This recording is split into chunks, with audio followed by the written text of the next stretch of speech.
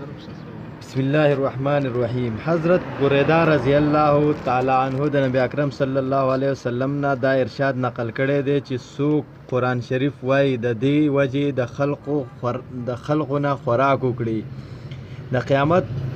پر ورځ به د هغه په هغه داسې حالت کې راشي چې د هغه په مخ به تش هډوکي وي، غوښه به پرې نه وي.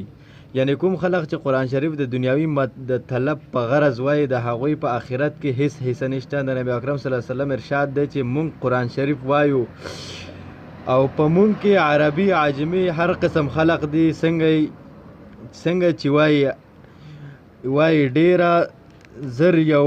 ډله راتلونکې ده چې د قرآن شریف حرفونه به داسې نیغ وي څنګه په غشي نیغولی شي، یعنی ښه به ښایسته کوي، یو حرف به په ګینټو سموي او د مخه ریجولو ساتلو کې به ښه کوشش کوي او دا ټول به د دنیا د پاره کوي، د آخرت به په د دې خلقو څه کار نه وي. مقصد د دې شته چې نشته چې شته ده چې تشه، مقصد د دوی چې تشه خوش آوازی بعد د کاره ده، بیکاره ده چې پکې اخلاص نه وي، چې صرف د دنیا ګټلو د پاره به کولی شي. په مخ د